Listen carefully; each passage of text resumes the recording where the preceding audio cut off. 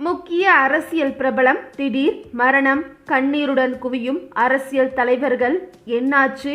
அதாவது Marxist communist கட்சியின் தேசிய பொதுச் செயலாளர் சீதாராம் யெச்சூரி உடல்நலக்குறைவு காரணமாக மருத்துவமனையில் அனுமதிக்கப்பட்டிருக்கும் நிலையில் அவருக்கு செயற்கை சுவாசம் அளிக்கப்பட்டு வருவதாக ஒரு அதிர்ச்சி தகவல் ஒன்று வெளியாகியுள்ளது.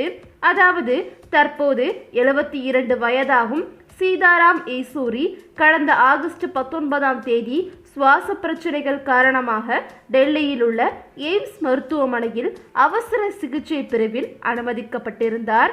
அவரது உடல்நிலை மோசமடைந்ததால் உடனடியாக சீதாராம் யெச்சூரி தீவிர சிகிச்சை பிரிவுக்கு மாற்றப்பட்டார்.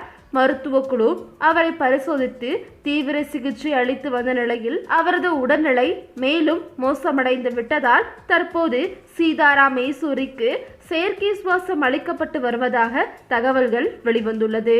அவரது உடல்நிலை குறித்து மருத்துவ குழு தொடர்ந்து கண்காணிப்பில் இருந்து வருகிறது.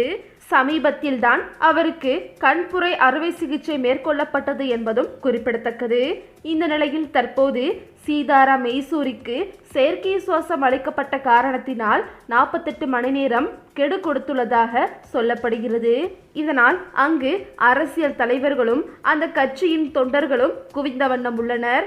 மேலும் அரசியல் பிரபலங்களின் வருகையால் தற்போது நூற்றுக்கணக்கான போலீசார்களும் குவிக்கப்பட்டுள்ளதாக தகவல்கள் வெளிவந்துள்ளது.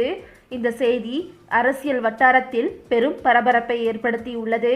ஓகே விவோஸ், இதை பற்றி நீங்கள் என்ன நினைக்கிறீங்கன்னு உங்களுடைய கருத்துக்களை கமெண்ட்ல தெரிவிங்க.